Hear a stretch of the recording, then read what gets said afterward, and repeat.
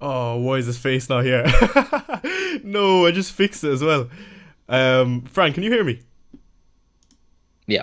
Okay, no, you're here. You're here. Okay, okay, okay. We have it. Hello everyone. Welcome back to another stream on the channel. Today's something a bit different. We're joined with our first guest on the channel, and he's not only a brilliant FPL manager, but a mate of mine. Welcome to the stream, Fran. Thank you for having me. It's a pleasure to be the first guest on your channel. I mean, I've always enjoyed discussing FPL with you, so it's nice to be doing it live here. Yeah, so today we're basically going to do a GW3 preview. We're going to have a look at Fran's team, maybe some of his thoughts, and last year he had a rank of 427th in the world, a phenomenal rank, and he's a very analytical manager, so he'll give us a different side of the coin, because I know on here we're used to a bit more less thought process. So Fran, we're going to pull up your team, and I want you to run us through it. Yep. Sure. So I mean, my team for Game Week 3 is me making one transfer in Kunku to Rogers. Felt like a bit of a forced move. I did it effectively before the first Nkunku price rise. He's probably going to fall tonight. Just for anyone who's actually interested in following on in terms of their own moves for their own teams. But I think the big differential in my team really is Rico Lewis. I've benched Porro, which is not something I absolutely love doing, but um, ultimately I felt Lewis and Konsa had better games, and Trent still has a slightly better game than Porro as well when it comes to quality defense, like comparing Liverpool and Tottenham. So that felt like a pretty simple decision. Obviously, I've got a pretty, I would say, analytically inclined midfield. You've got Bruno, Eze, these sorts of players where you're looking for 90 minutes, set pieces, penalties, these sorts of things. And so, yeah, I mean, they're picks that haven't delivered so far, but so far the performance in terms of underlying production has been good. So I'm not really concerned about holding them for now because in FPL, unfortunately, if you have issues, you deal with them first. I had to deal with Kwanzaa and had to deal with Nkunku. So that's the team as it stands. And then Saka, Isak, João Pedro, Haaland. I feel like these are players that are probably frequently occurring on a lot of people's drafts anyways. But the one choice I suppose I made was going for João Pedro. Over, let's say, the likes of an Armstrong or something like that, just because I felt really comfortable with his minutes, reading into what Brighton fans thought about um, his sort of position in terms of the pecking order in the sort of 10 position and also the center forward position if he ever needs to like fill in there. So yeah, that's sort of my team. Looking forward to it. It's a pretty standard Holland captaincy. I think there's definitely shouts to maybe go Saka captaincy, especially sort of to take on a little bit of risk. But for now, I think very comfortable with Holland. Yeah, so you have the likes of Bruno and Eze. Mm. Unfortunately, I don't have Eze, but I'm sure you feel hard done by from the first two game weeks, and a point one drop for both of them as well. What would you Yeah. say to any of the owners that are Bruno or Eze, or maybe both? Yeah, I think if you're an Eze owner, you should feel quite comfortable holding him. Of course, a lot of people are just going to immediately mention that Elise gone makes the team look a little bit worse. But I think the reality is you also need to be fair to sort of assessing how much worse a team can actually get when a key player leaves. So if you want to sort of make a good example, I think Spurs last season, when let's say Madison was out for quite a far while, you didn't necessarily see the production of players like Richarlison or Son drop off completely. And I think, yes, of course, there's the element of, let's say, more bodies that actually can be used to sort of defend someone like Eze, as opposed to just allowing him to be man to man when someone like as good as Elise is on the field and sort of taking away pressure. But generally speaking, we've seen the underlying data is good for Eze, right? Even the first two games of the season where people already think that Crystal Palace haven't looked great. So that's why I feel quite confident in him. And then obviously when you own someone who's a penalty taker or a set piece taker, you just know that there's always going to be a little bit of jam there sometimes if you can kind of hold on to these picks. With Bruno, I think it's a little bit of a different situation. He's ultimately an 8.5 or 8.4 now sort of million midfielder. And the argument is always going to be about whether you can spend a little bit more to get towards the likes of Palmer or Son, or ultimately cut down from someone like Bruno, spend the money and spread the money elsewhere. And I think that's totally fair if you're looking at Bruno, particularly on a game week like this, where this is arguably Bruno's worst fixture within the general run here, right? Starting from game week one. So it's a good opportunity to jump off of Bruno, and I'm sure a lot of people have done so already, which is why he's dropped. But in my position, as I said, because I don't have a lot of free transfers hanging about. I didn't have really the opportunity to move smoothly outside of Bruno. I'm still pretty comfortable in holding him because it's not like he's a gigantic problem. Yeah, like I'm the same with Bruno. I think at the start of the season, I was fairly high on Bruno, and I still am. Nothing has changed between now and then, even though he's not returned. I think it's a good thing not to get caught up on too much. That like, these are the type of players that over the spell of 5 to 10 games they will return, and he's just so Exactly. consistent. So maybe the odd penalty against Liverpool, we'll take what we can get. You know what I mean? And then Southampton next week. So for me, I think Bruno is definitely a hold.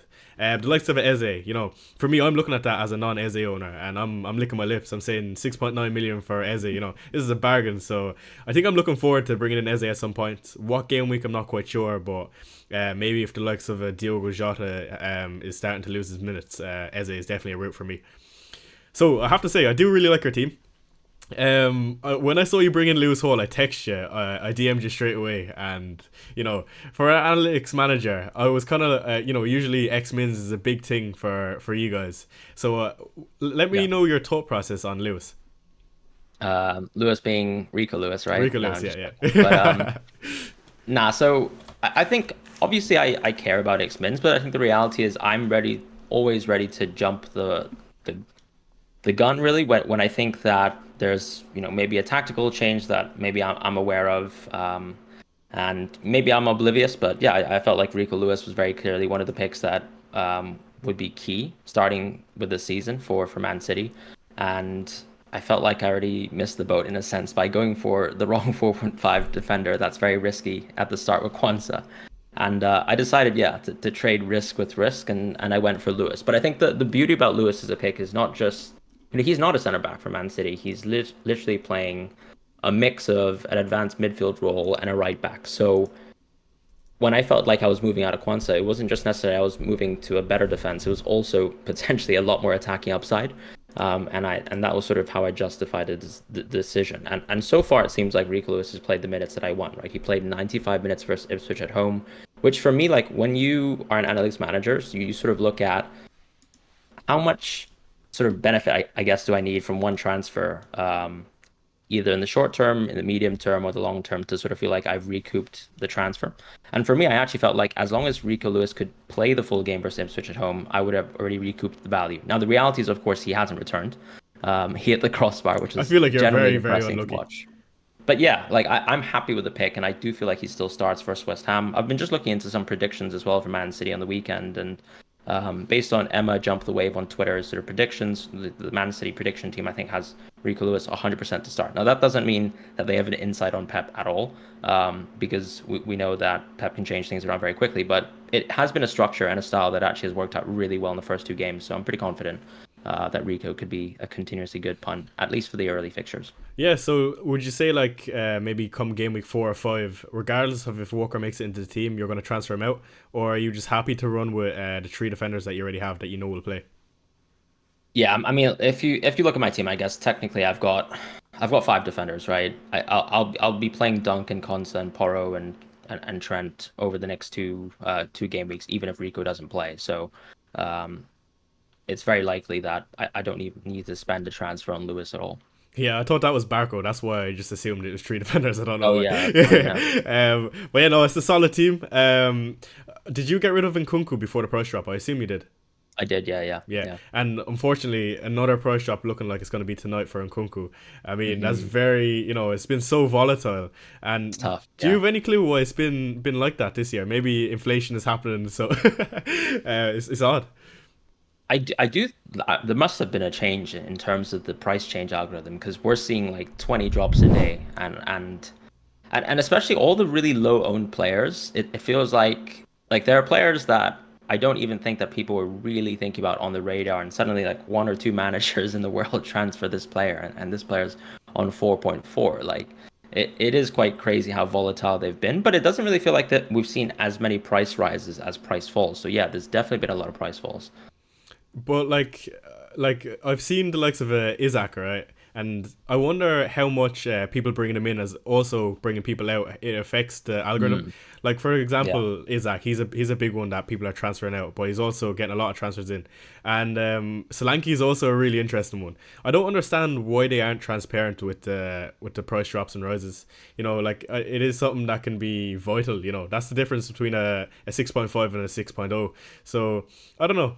But yeah, I don't think you should be too worried about the early price changes. When you go to wildcard, that's when you're going to get hit by it. But I don't think you're only going to miss out by one player, so it's not too much of a big deal. And I also wouldn't wildcard in, or I wouldn't wildcard just for price rises either. I know a lot of people are looking to wildcard this week. But for me, you just have to take some of these on the chin and hope your players start returning, like the likes of a Bruno and a Eze. So I'm gonna bring up my team. We'll take a look at what I'm cooking, and I want you to let me know what you think. Maybe not from an analytic view, and then from an analytic view, what way you'd be looking at it, and what the analytic side wouldn't like. So I've gone with a three at the back, five in the middle, two up top. I've done Nkunku to Rogers. I currently have one more free transfer to use, and 1.5 million in the bank. So initially, my thoughts would have been Solanke up to a Watkins, and I think I'm nearly 90% the way there. My only issue with that is I don't know if I'm that high on Watkins. I know he's projected to do fairly well, and they have really good fixtures. Like, there's no reason for me not to feel that way, but I think there's an opportunity maybe to go from like a Bruno to a Foden if he's fit, or a Diogo Jota up to maybe someone a bit better, or down to an Eze. So what do you think of the team? I think the team looks great, to be honest. It actually is, at the end of the day, I think still quite similar to mine. Probably just the main changes in the midfield right now. And the big boy up top. Unfortunately, yeah, exactly. Well, Solanke's out, isn't he? So I'm just thinking about what kind of lineups we're fielding this week. But yeah, like ultimately, I'd be quite confident still in going for Watkins because it's still a week where you've got João Pedro who has a really tough fixture, a week where Solanke just isn't going to play, right? So I feel like it makes a lot of sense still to go into Watkins. And the nice thing about going to someone like Watkins is you can always drop down from there because there's no other forwards to really go for. And obviously, you've already made the choice to go without Haaland, which is totally fine. So that's sort of my thoughts on why I'd be very comfortable in your position making that move. As far as the other picks, I think, I mean, like the very, very strong picks so far. Like, I agree with you on Bruno completely. With Jota, you'll just have to sort of manage around the international break, try to sort of find out news there. But I mean, he's been stellar. He's delivered more than you can sort of probably expect. But actually, the data has been really good as well for Liverpool. They've just been great. And then with Son, I know you wanted to start the season with Son. Obviously, he returned really well in Gaming 2, so that's nice. I guess the question is, what are your plans with Son and going forwards, maybe into game weeks 3 and 4, generally speaking? Yeah, no, it's so that was the other move I was planning on doing. I actually watched your team selection. I think it might have been today, and you said on it, there's an opportunity because you don't have any Arsenal defenders to maybe go with a João Pedro and hope that whether it's him or someone else that he wipes out the clean sheet for Arsenal. And that planted a few seeds in my head because if I start as João Pedro this week, first of all, I can hold on to Solanke, which will save me a transfer in the future if I want him. But also it leaves me do something like a Son to Palmer and maybe captain him.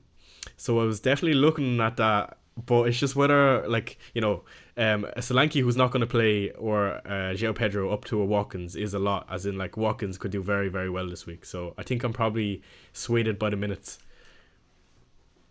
It's an interesting one because I feel like with Palmer, the reason why I would have liked him is because he just generally is such a good captaincy and just even vice option for the next few weeks. Whereas you actually have Salah and Son, who I feel like cover the next few weeks very, very well. I guess, of course, Son are the Arsenal fixture in Game Week 4, but you've got Salah anyways. And then in Game Week 5, you've got probably the two best captaincy options in the game in Salah and Son once again. So yeah, I kind of agree with you. Ultimately, it's a nice amount of upside too when you own a premium like Son, because it seems like a lot of the price action right now is going towards Saka and going towards Palmer. Salah obviously has a price rise himself. But yeah, holding Son over this period, maybe actually extending the period where you were planning to sort of run with this initial game week 1 team could make a lot of sense because a lot of people are sort of early wildcarding. I don't know what your plans are. It seems like maybe you're not that set on like an early wild card. Yeah, so before we get into Son, we just got our first super chat from Gucci. He sends us 10A. I'm not quite sure what A is. I'm going to say Aussie dollars if that exists. Great guest Choi. Fran, your cheat sheet is a must watch. You guys grab a coffee. Sound out, Gucci. We appreciate it. And many more guests to come, hopefully. But what a way to start the guest shows, I suppose, with Fran. And then another one from Anish, my channel member. He says, Steele or Verbergen, Welbeck or Pedro, Isaac or Watkins. Fran, I'll leave you take that one. I think you have to take Verbruggen because it seems like he's back, and even though Steele might start for this week, you need a pick who you're probably going to bet a little bit longer term with. So I would definitely go with Verbruggen. With Welbeck or João Pedro, I think once again it's the case of going for João Pedro because even though Welbeck is clearly starting as a center forward right now, and I think he probably can over the next 2 weeks.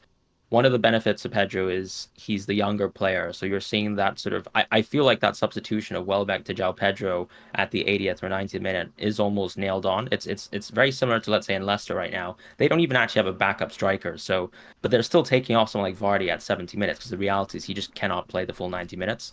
I feel like with Pedro, you definitely get more minutes, but you're also getting someone who's on penalty. So whilst Welbeck for most of the game might get the better chances, it's also about how long term a pick like João Pedro is. So I do like him for that. As far as Isak or Watkins, I think it's probably a take your pick situation because I do actually agree with you. Like with Watkins, there is a small concern that I think all of us have as content creators who've watched Watkins last season. He was a 90-minute man, and I do think some of that doubt has crept into us, particularly with Champions League, about how much Duran is going to take away from his minutes.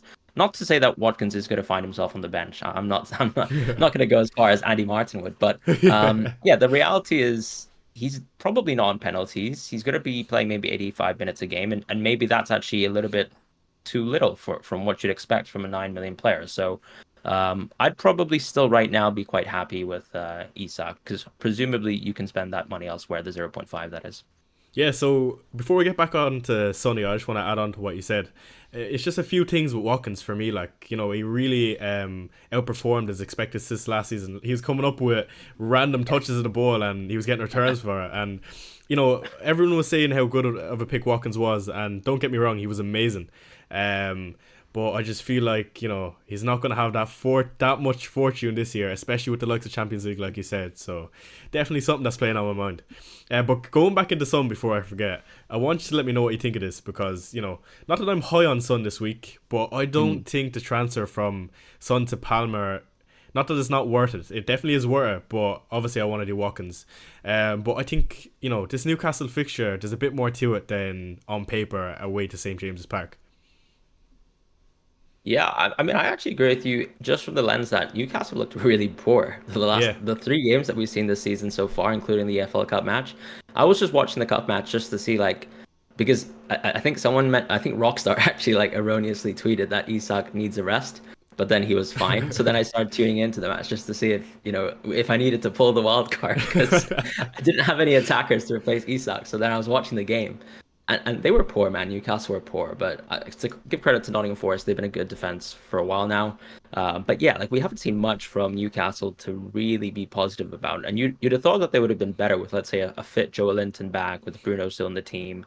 So yeah, I don't know, definitely. And also with Son, what do you think about Son actually with Solanke out? Do you generally think you prefer Son, I guess, like more central? I mean, what are your thoughts on Son? Yeah, so last year I was quite vocal about this. I always said that Mm. Son is better on the left wing, but there's a few Oh, reasons for okay. this. Okay, so Yeah. you know whatever about the data, I'm not quite sure. You can tell us about that in a second because you're about to shut me down. Yeah. But No, that's fine. I think Tottenham are better when Son is at left wing. We're way more creative. We've like it's only because we last season we had to play Werner left wing, and if it was Werner on the left wing, Son up top, and Johnson on the right, I didn't feel like we made that many chances, and the chances that were made were high quality because it was a whip ball into the 6 yard box.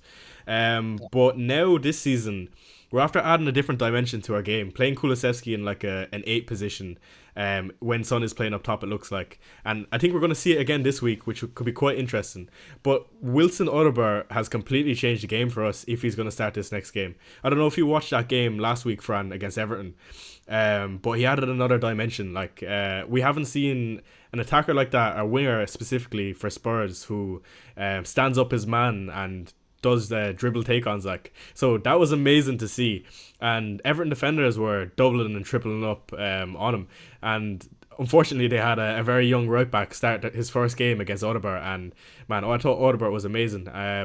But yeah, I do think now with the system we're going to start playing, I don't know if you saw that graphic, Fran, of how we set up, but it was very, very attacking, and Porro was almost in like a front three playing inverted.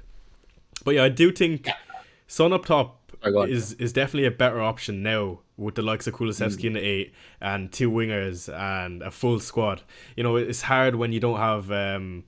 It's hard when he's isolated up top and we don't even have our full defense and we have Werner on the left wing. I think it's a different story now.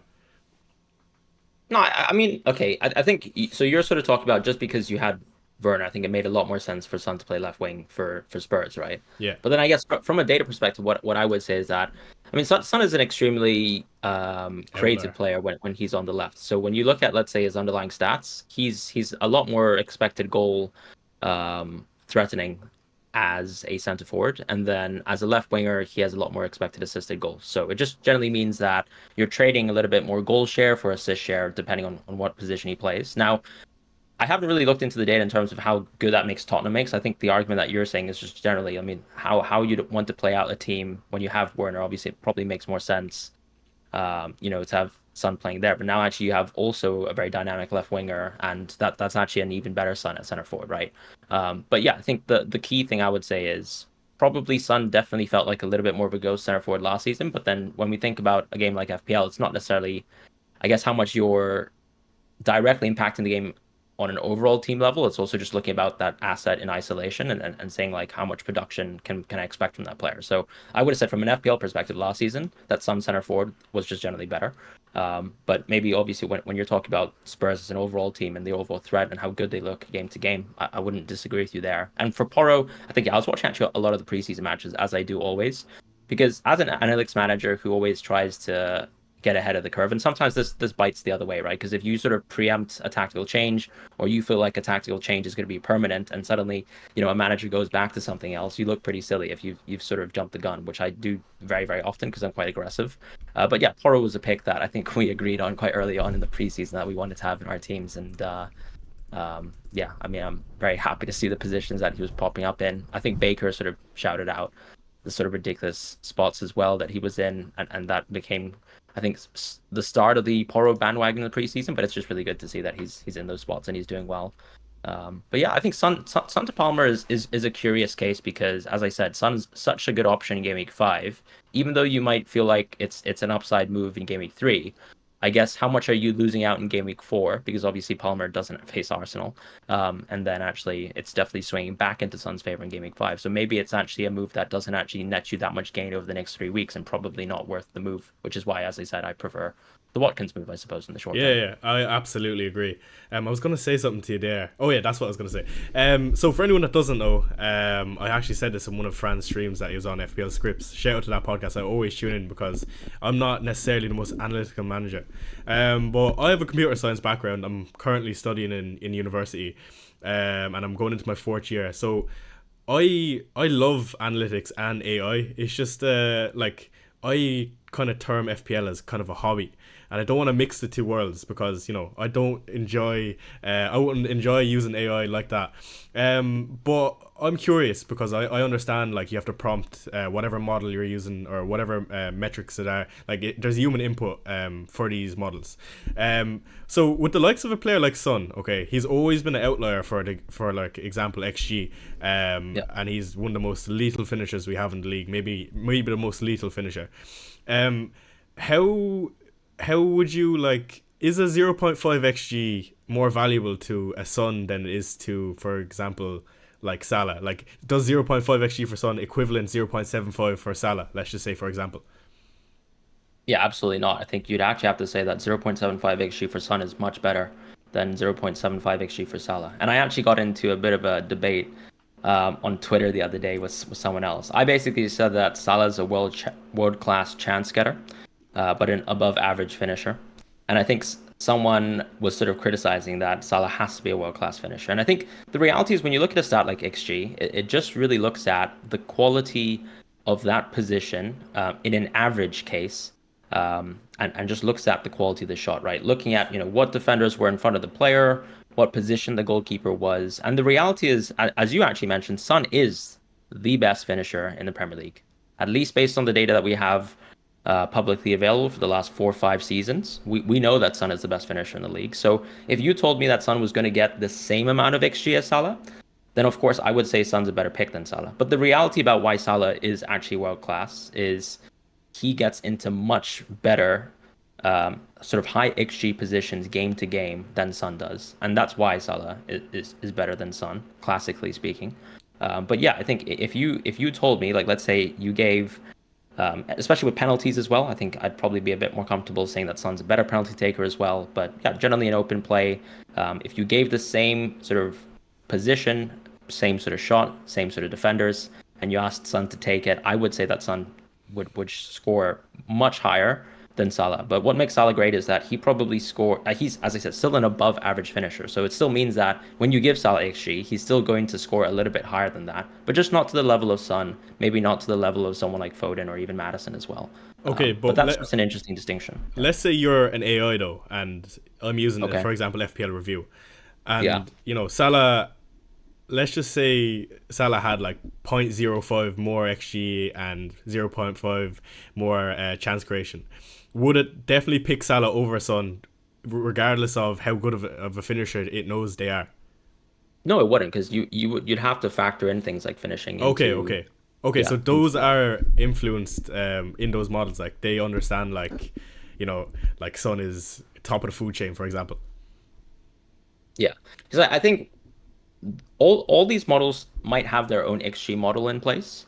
But then you'd also have, inputs like, for example, finishing quality. And for someone who's a little bit new to the league, like let's say a new transfer, someone who hasn't played too much football, like let's say Yankuba Minte, I might we like I don't think a lot of models would have a huge sort of confidence in terms of giving like or ascribing like a huge sort of boost to finishing or boost to sort of like creativeness, right?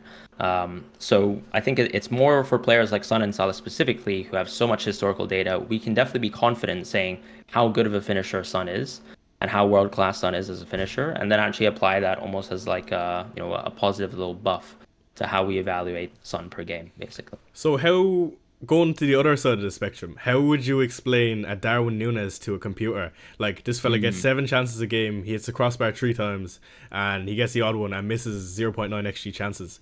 Like, do you understand what I'm trying to say? Yeah. I think one thing, of course, is yeah, you might apply a small finishing nerf to Darwin, but there's also a lot of other tools to Darwin's game, right? Like for all the other strikers in the game, he's actually very productive in terms of creation. So you'll find that his sort of XA numbers, the XAG numbers rather, are very high for a striker. So what's a good example? Like someone like Callum Wilson is almost purely expected goal dominant. Whereas like a lot of Darwin's XGI will also probably be expected assisted goals, and he's simply just passing to probably better finishers within Liverpool. Another element with Darwin too is once again you have to compare him. If you compared, let's say, Darwin's XG to another player, and you, let's say, nerfed his XG because he's a poor finisher, which, based on last season's data, even maybe the last 2 seasons, you can say that's probably the case. But even if you applied that nerf, I'd still find that Darwin's probably going to show up really high in terms of the actual expected goals as per the model for that specific game week. However, the big thing with Darwin nowadays is he's not even starting games of football. So, yeah, I do think that there's going to be times where you have a negative finisher and they actually continue to be extremely negative. Like last 2 seasons, Dominic Calvert-Lewin, I don't know if I anyone's saw actually this. looked into I it, but listened to he 11 to is the 5. worst finisher in the Premier League. And you probably wouldn't necessarily expect it because you probably haven't been watching Everton playing football. But aberrations like that can happen. And I feel like Richarlison's a good example too, where he's had absurdly sort of positive seasons and negative seasons to his finishing. And sometimes you might catch the full swing of really good finishing and really poor, but not everyone is always an outlier, right? Like Son is an outlier, just like Gabriel Jesus is a really poor outlier for finishing. But I don't think Darwin is necessarily at the Jesus level yet. So it's always like kind of a sliding scale. Yeah, I was listening to that 11 to 5 podcast you were talking about where they actually spoke about Dominic Calvert-Lewin. Is that where you got that? Yeah. By the way, check them out. They are absolutely amazing. Great podcast and great website as well. Before we bring up, actually, let's pull up a graphic from Rob T. Shout out Rob T on Twitter. They do amazing odds in general, and they run it through their own models. So great stuff here. I've just brought up, I think it's clean sheet odds and expected goals. Before we get into that, a super chat from Anish. He says, with Watkins and Eze in the England squad and their matches on the 7th of September and 10 in the Nations League, is it too soon to get them both these players in? What are your thoughts? I think it's totally fine to get these players in because most people are sort of playing their games, I believe, on the 14th. maybe even the 15th of September. So I mean, they're also probably going to be playing in Europe, so the travel time is much more reduced. I think these players are totally fine, specifically for Eze as well. Like he's absolutely crucial to their team. So as long as he's alive and well, like he's going to be playing football, in my opinion. Okay. And another thing from my moderator George, he says Crystal Palace have reached an agreement to sign Trevor Chalobah, deal for a Ooh, versatile 25-year-old, straight it's a season great long deal. loan. Yeah, yeah. Trevor Chalobah, I thought was one of Chelsea's better defenders last year. Very hard done by this season, of course. Yeah, Very very cutthroat. unfortunate. Like, But that's the I mean, you game. can argue, as you said, that he could be a top two center back at Chelsea, but they have to sell him for pure profit, right? Yeah, yeah, they're hungry. We won't even get into that. Anyway, so Yeah. game week 3 projected goals and clean sheet odds. Obviously Arsenal are one of the standouts along with City. Um, if you are you a Saka owner first of all? I And am, looking yeah. at this fixture, what do you think of Saka captaincy or Arsenal assets in general? Yeah, I think when you look at something like this, you definitely think Saka captaincy is pretty viable, especially since it's not like City's like extremely clear of Arsenal. And the biggest thing is going to be, does Saka have less goal share than Haaland? Of course, but he's also going to have higher assist share. And he also has the additional clean sheet points. So I think Saka's a very competitive captaincy against someone like Haaland this week. And I mean, arguably even Palmer too. Yeah, I think Saka could be a very, very good captaincy this week. I don't know. It's that Brighton fixture. I feel like Brighton will try come on to Arsenal still, even at the Emirates. Um, Yeah, so I could see a few goals, and I don't feel Arsenal have been amazing thus no, far they haven't been. in the attacking aspect, especially. So they might want to put on a show, and I feel like in previous fixtures with Brighton, we've seen some goals. Now I could be completely wrong, but maybe that's somewhere in the back of my mind. But yeah, I definitely feel like as a non Saka owner, a bit scared. I'm trying not to convince people to captain Saka too much because it could go arseways for me. But yeah, I think for most of the Arsenal assets, very good fixture. But on a clean sheet standpoint, Fran, where are you? Because I know you don't own any of the Arsenal boys. Yeah, look, I'm desperate for Brighton to score, as you said. Absolutely desperate. Yeah. I have been desperate for a clean sheet wipeout for 2 weeks now, and this will go on to the third They, week. they, as you said, though, like they've been poor in offense, but they've also been poor in defense. Like there's Yeah. absolutely, I can't believe Raya's making the saves that he's making because we were robbed of, well, I mean, an anti-clean sheet sort of victory for us non-Arsenal defense owners. That all right, so this is interesting that you said that. Was that a really good Roya save, or was it a bad Watkins miss, the header? That was a shocking Watkins miss. I agree. I think it was the whole Watkins missing, man. Not it was at the keeper, so definitely a good Yeah. save. But I mean, it wasn't I think amazing. it's good reflexes, but it's like, yeah, like I mean, the onus is on the attacker to score there because you're sort Yeah, of like a free man in that situation. Obviously, there's a lot of pressure, etc. Like I'm waffling, like I can't score that chance, but yeah, me neither. you get my point. Okay, so looking at that City fixture against West Ham, you of course have Haaland. Is a automatic armband on Haaland? I know the markets project Haaland to do quite well, and I know what type of manager you are. You love that, so try sell me Haaland. What type of match I am? Yeah, I'm on Haaland. A part of it too is because look, there are people who don't own Haaland like you, and what would I be doing if I wasn't captaining Haaland against you, like to try and get the best result for my team?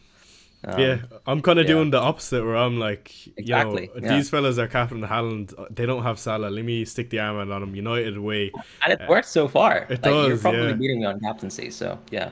And also, it's like I look at the previous fixture. I think Salah has like 14 goals in the last 8 or 9 games. I want to say against United. So I don't know what type of game it will be this time. United do look a bit better. Not much better, Go to I want to Liverpool say. though, I'll say. So did Yeah. Liverpool, yeah.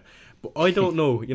Fran, I don't know what your projections are for this season in terms of where Liverpool are going to finish and the likes of United.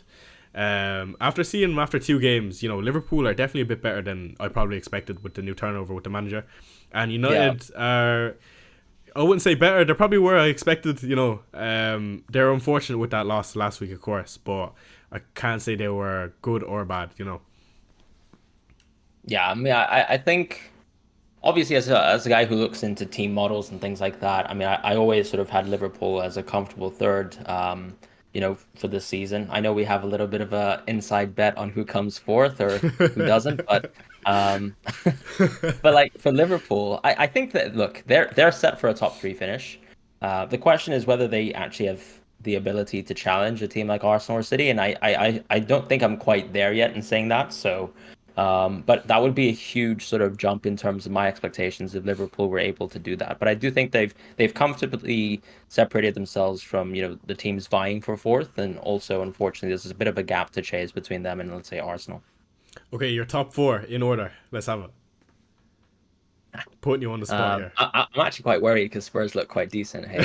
But Man City, Arsenal, Liverpool. This is a tough one because I think maybe we need to let chat know, but nah. No, you can tell them. You can tell them. Let them know. It's So okay. we have a little bit of insight, but I think we took a bet where I think you think Spurs will finish fourth, Yeah, and I just took the anti bet of that, which is that they won't finish fourth. yeah. So I probably have to pick a team that needs to come fourth now. So I'll pick Chelsea. Not fully Chelsea. confident about them. They look awful Chelsea, Fran. You in terms of serious? defense, but I've just got to take the side of my bet. Like I can't be down on cash at the end of the season. So And what if this was a yeah, analytic podcast? What standpoint would you take? right now I think I'd be like, oh, something a team between like Spurs and maybe Villa and Chelsea for now. I Okay, okay, think we'll take that. a little bit low on Newcastle. Okay, But yeah, you so should feel confident as a Spurs fan. Hey, I always was, even before the season, Fran. I was confident. yeah, no, I know, I know. So does any other team on this graphic stand out for you? I mean, we have to go back to Brighton, right? I think they've looked quite good actually at the start of the season. Unfortunately, they're facing Arsenal, but we need them to do a job. So, yeah, Brighton, or are we just talking about this specific game week? Going This back to that specific point. game week, any other fixtures Yeah. that you think there could be a few goals, there'd be less goals than Hmm. expected. One for me is the Chelsea fixture. I think a few people are getting carried away, and I know Palmer's expected to do quite well this week. But for me, I just see a 1-1 draw written all over that. Crystal Palace not looking exactly well. Like if we're just talking from a football standpoint here, I feel like I've seen this script before, and it's just gonna be a 1-1 draw. As a goal, right? Nah. I think part of it is I'm very biased towards home games. So if a team like Chelsea's playing at home, I just immediately think, okay, even if the teams are quite close, I'm going to favor more likely a Chelsea win.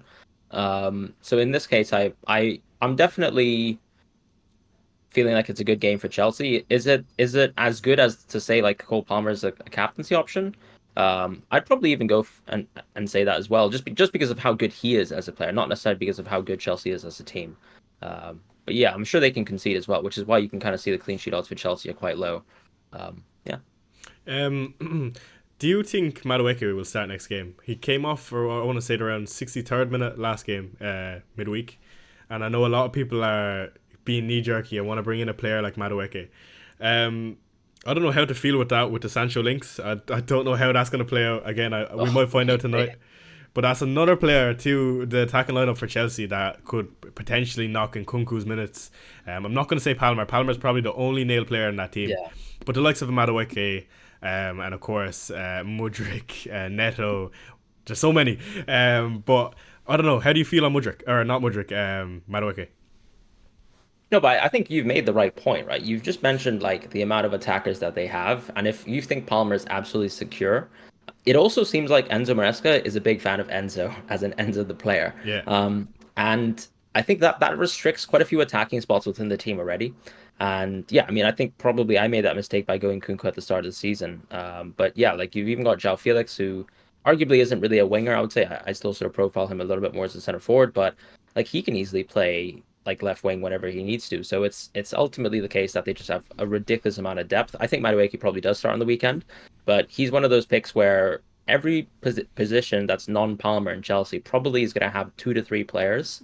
And even though you might play really good one week and score a hat trick, I don't know how guaranteed your minutes are going to be going forwards. Because I think it's one thing to say Madueke starts. It's also one thing to say Madueke is like an 80, 90 minute player. And I feel like that sort of logic can go out the window quite quickly just because of the amount of depth they have available. Okay. Very good point. I'm going to bring up a captaincy graphic. Mm. And I want you to rank your top 5 captaincies. And you're not allowed to say the market projections. Okay. Like you want me to just say it now, yeah? Yeah, I Um, have a graphic up. It'll probably load for you in a second, but oh, go no, ahead. that's fine. I mean, I'll just say my top five are Holland, Palmer, Saka, Salah, and then Mbumo. I love the Embuemo one. I think if I had Embuemo now, I'd be all over it, man. It's my type of pick.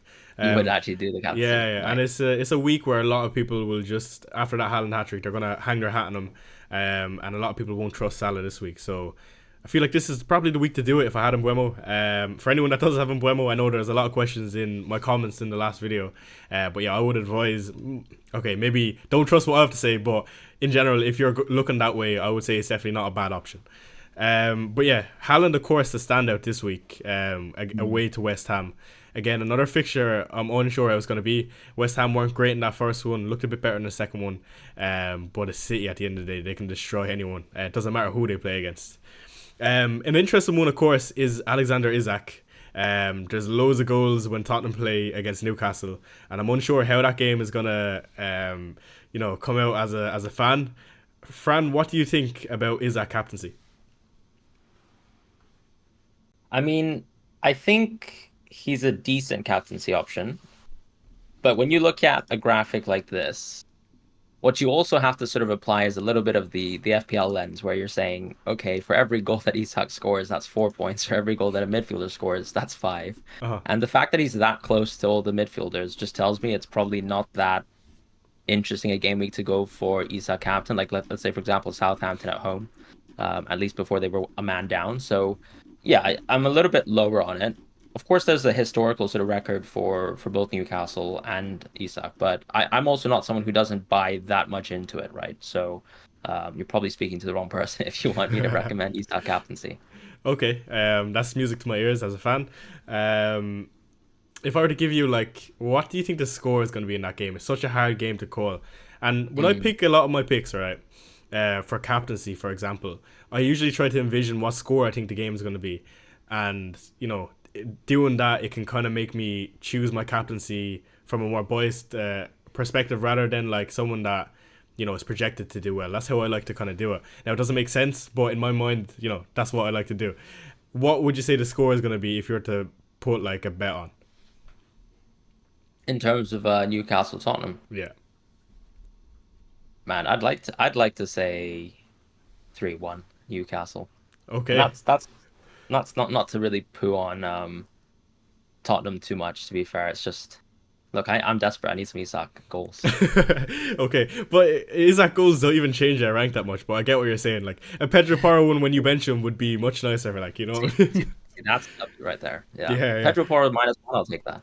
Okay, so I'm gonna. Oh, I don't have that other graphic. Anyway, what I was gonna say is like the likes of Foden. Do you think it's too risky to go for a Foden with that He's illness? still ill though, Yeah. unfortunately. Yeah. Like I don't know. It's way too risky, way And too if you risky. had him, would you hold on to him? I'd s- I'd sell them, I think. Okay, fair. Um but you probably need the 0.5 to push up or even the 1 to push up to Palmer. So it's a tricky situation. 100%. Okay, so we're going to take some comments from the chat. I know there's been a lot of people in here and asking lots of questions. We'll try to get back to as many as possible. So this is one from Gorsla. He says, is that's not a question? Never mind. These are more opinions and statements. Anish says Choi and Fran should have this discussion every month and probably cover the matches in that month. This is cool and interesting. That's actually a shout. I don't know about monthly, Fran, if you're up for that, but we could definitely do something on some sort of Yeah. basis. Yeah, and we could cover the fixtures for a 4 week frame. I actually don't even know who's playing in game week 6. It's going to be a big one though because a lot of people are wildcarding. So getting on to kind of the broader strategy, Fran. Are you the type of manager to kind of lock in what you're going to do before it happens, or are you very touch and go? Like you're gonna like when you come to it, you might decide that you won't want to. Yeah, I think look, I always come with a plan, but then if the plan fails, then yeah, we have to go to and make a new plan. So, for example, like the Kwanzaa situation, I think a lot of managers, the type of managers could probably roll in that situation. Like I'm immediately looking for another solution and I go to Rico, right? So Yeah, I mean, I think my plan probably wasn't to make two transfers in game weeks 2 and 3 in total, but here I And a lot am. of people are I've made them. wildcard.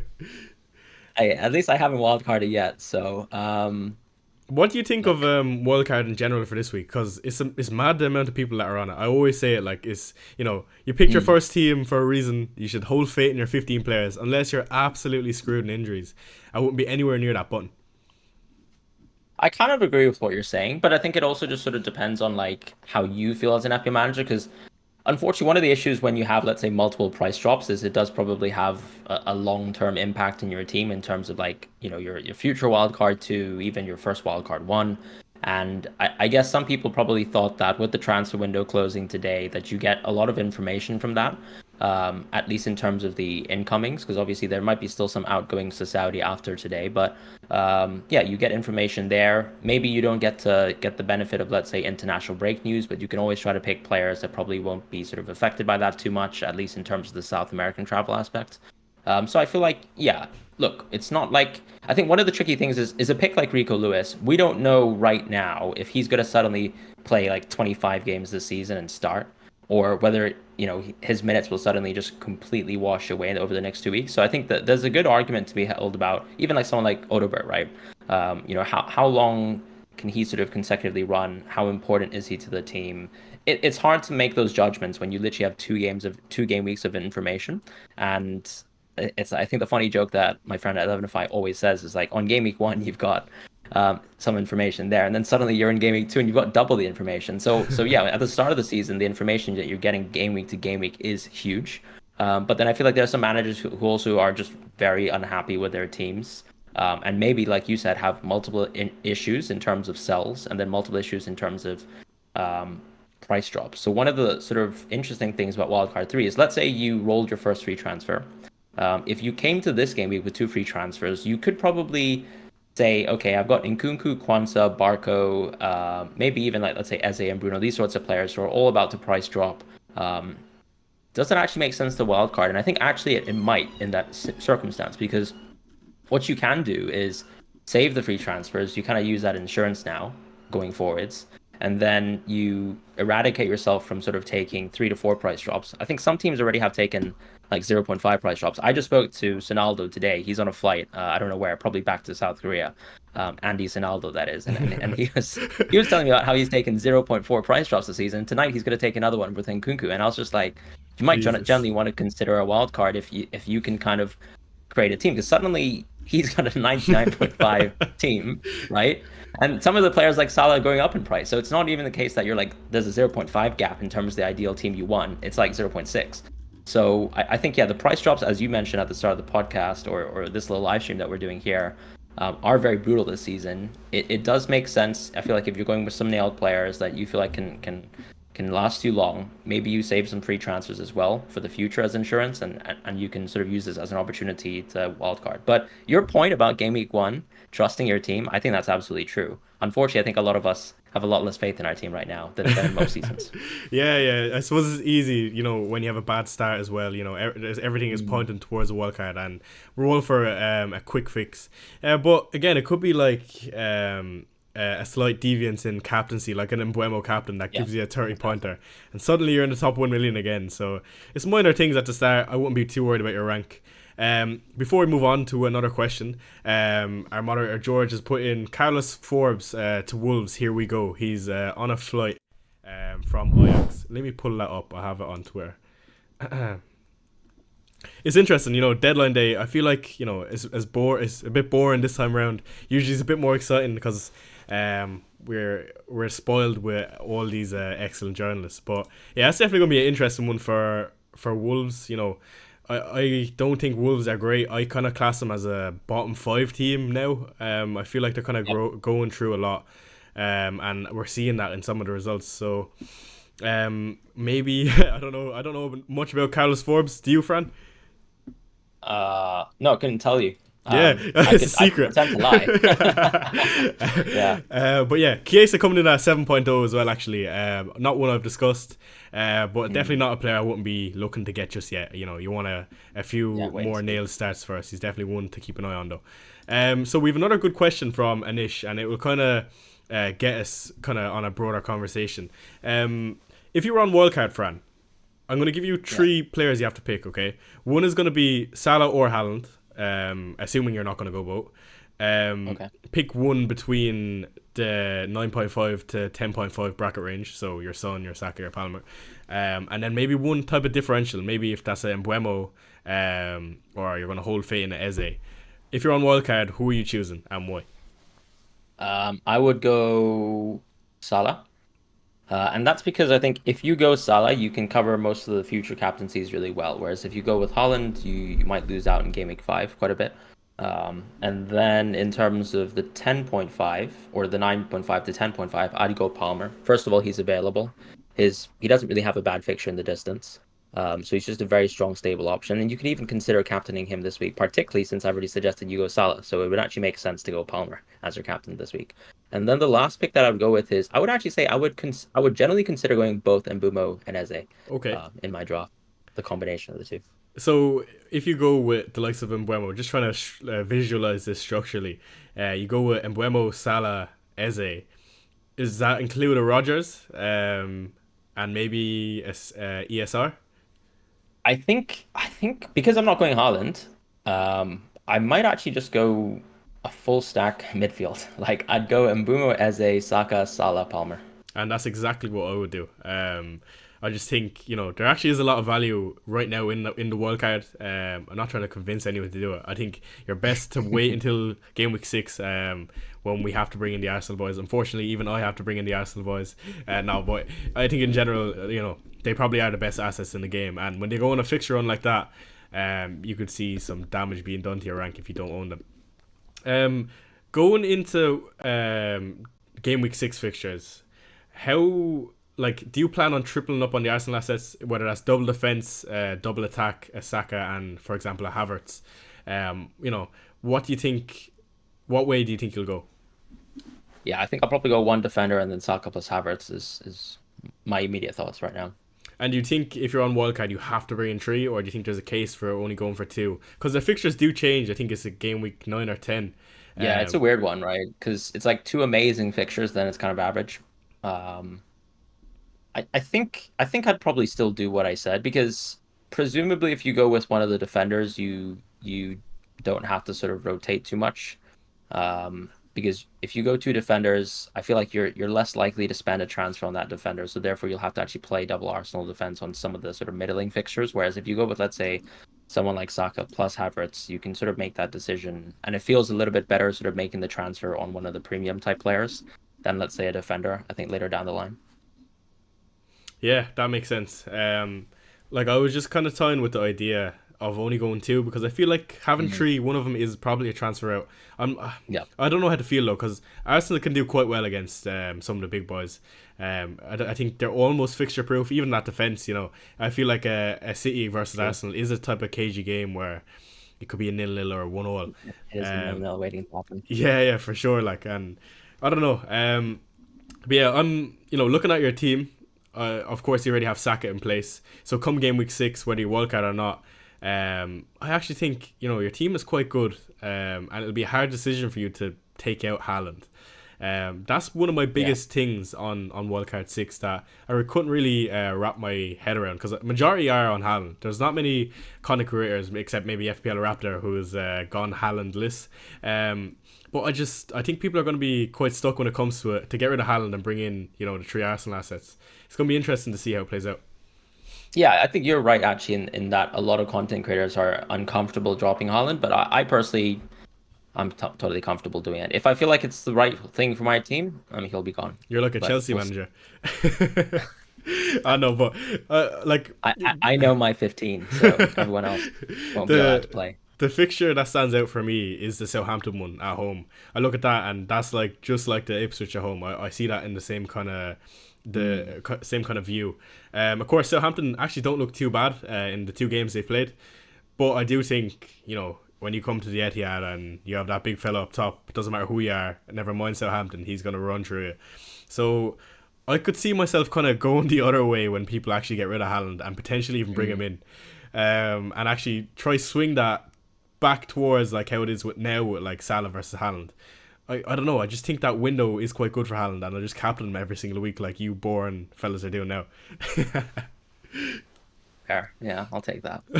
Um, it's an interesting one because you never know. Like we might have some slightly different opinions on some of the premiums. There might even be an injury. So like I'm someone who likes the look of wildcard six, but if it's the case where let's say Lewis continues playing a lot of football, I'm happy with the look of my team.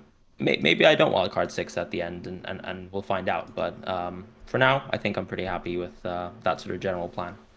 Very good. Okay, so another one from David Ornstein. Arsenal talks to sign Chelsea Raheem Sterling. It looks like it's getting a bit closer.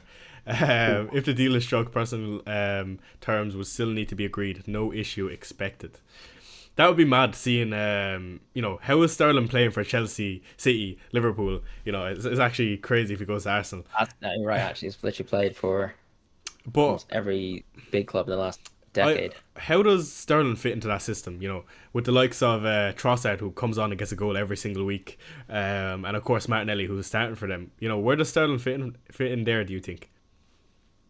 It is a weird one. I think you're still sort of projecting him to play some left wing minutes, particularly because I think Martinelli just hasn't hit the ground running once again, and it's been a while now. But things can change very quickly in football. The issue that you've mentioned obviously is Trossard is a great super sub, but he arguably is also a sub in multiple different positions. So I guess with let's say Marino in the team, suddenly you can be a little bit more dynamic with how you want to play around with subs, how you want to change around bodies like 75, 80 minutes going on.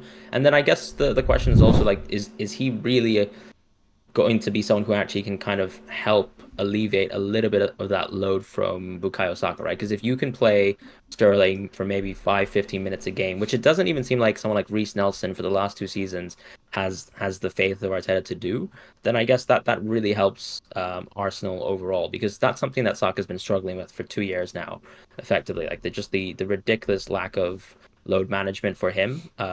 It's always scary, and we always see Saka limping or whatever. And at times he missed games last season. So definitely if Sterling can kind of help with sort of taking some of those right wing minutes as well, maybe particularly in when they're squashing teams, then that would be nice. Yeah, I agree. I think it's another interesting talking point is the Champions League. That's finishing in January, and they have to play Mm. 8 league games. I want to call it. I don't even know if I should say that. And then even if they don't qualify for that, they have to go into a knockout stage to qualify for the round of 16. So I think teams are really trying to bolster the teams up and make sure they're probably set. And you're better safe than sorry come January. So I can understand why a lot of people are trying to bring extra wingers in, like the likes of a Sterling. Um, we're going to take any last questions. We're going to finish up in about 5 to 10 minutes, if that's cool, Fran. Yeah. Amazing stream so far. Of course, in general, I would say you're probably one of my favorite FPL managers in terms of content creators. I don't watch too much, but for what I do, I think your content is great. The cheat sheet, I know there's a few people in chat commented on the cheat sheet. It's something so different compared to your general type of thing because you're so analytic based. It's great to watch. No, I really appreciate that, man, and I'm glad to see like you growing, continue to make content. I know we discussed in the preseason, so I'm just happy that you're sticking to it, and your channel's been growing massively. So it's awesome. Onwards and upwards for sure. British87 says I don't want Sterling at Arsenal. He's not getting anywhere near the team. I don't want him at Chelsea, says Maliki. A back and forth between fans. Yeah. Caldino makes an interesting point actually. He says a couple of injuries and we're in trouble. So I assume he's talking about Arsenal, and it's actually something I said at the start of the season. I think with City last season we saw Haaland get injured for 10 plus games, KDB get Yep. injured, and they still went and won the league. I think Arsenal are one injury, of the likes of a Royce, a Saliba, or a Saka, of course, or Odegaard, and they slip down way more than the likes of a City do, in my opinion. What do you think about that, Fran, if we see an injury? Yeah, I think you're right there because, and I'm probably the player that we all think about is like what happens if Saka gets injured because that's just like that's catastrophic, or even Odegaard, right? So yeah, well, okay, I'll literally just start naming the entire squad, but um, I think that's one thing that City will probably miss actually themselves though because they've lost Alvarez, someone who was sort of filling between KDB and Haaland's absences, and Bob's obviously injured as well. So I don't think we have too many teams in the league that, if you had 1, 2 key players gone for a huge amount of games that they'd meet their sort of point tally. in the end. I think even with City, you can make the argument that in reality, it was actually Haaland coming back, KDB coming back that sort of like, spurred on that great run of games towards the end. And unfortunately, Arsenal, I guess, slipped a little bit, unfortunately, versus Villa. So you still need those big guns to play a large amount of the season, or you're going to be in trouble. And I think that's just the reality of when you have such key players for big teams. Yeah, Javier makes a great point. He says people are not talking about Champions League draw enough. Mm. Firstly, Fran, what do you think of the draw? For me, I don't think it's a bad thing. I think people are quick to, they don't like change. That's normal. But if it's going to mean we're going to see, bigger games, maybe not necessarily better for clubs, I'm all for it as a fan. Yeah, I think look, it's what you said, which hit the nail on the head, where it's like people don't like change, but in reality, I think some people just like seeing sort of competition where you look, let's say if you look at the NBA, you have like a seating structure as well. Yeah. A lot of American sports have that. We don't necessarily have that within the Champions League in the past, right? And like last season, I remember one side of the Champions League's playoff draw looked ridiculous, and the other half literally looked like, it was like if you had the top half of the table and the bottom half of the table playing in different brackets, Yeah. and then they would meet up in the end, and suddenly we're all happy and good. But I think this way round, you hopefully have a little bit more of I think a bit more of a competitive sort of knockout setting. And then obviously, if there's an underdog team that makes it through this new sort of stage of knockouts, then it's even more impressive. So let's say if Dortmund does the same thing, when they actually have a much tougher bracket or knockout to go through, I think that makes their run even more legendary, I would say, as opposed to just, okay, we're trying to get towards the two best teams in the world. Because, yeah, if you can stop that, it's even more impressive. And I kind of like that from a narrative standpoint. Yeah, I'd have to agree. It's definitely going to be interesting how those Champions League games play out. Of course, Tottenham fan here, we've got Europa League. I can't say I'm ecstatic, but we've got a few nice fixtures like I think Fenerbahce away and of course Rangers, where Big Ange is absolutely adored in the Highbrooks. So it's going to be cool to see European football again. It's been a while. But Fran, before we finish up, what rank do you want to finish at this season, or would be happy with? And where can we find you? I'm happy, but just with, okay, I won't say just. I'm happy with the top 10,000. That's the goal first. If I can do better than that, then obviously I'll try my best. You can find me on Twitter at, I think it's FPL underscore Fran. Yeah, I've got Yeah, that underneath your name here. Don't worry. yeah. Okay, yeah, all good. And then you'll find me on YouTube as well, as FPL Fran. Okay, so Fran will also be doing a deadline stream tomorrow. If you're inevitably watching me and you want to see someone different like Fran, no, I'm joking. No, be sure to check out Fran. If you're not in here, make sure that's the place you are. Amazing manager, and not just analytically, but very chill persona as well. So thank you everyone in chat for joining us. My first guest stream. I hope you enjoyed it. Before you leave, if you could hit the like button, be much appreciated.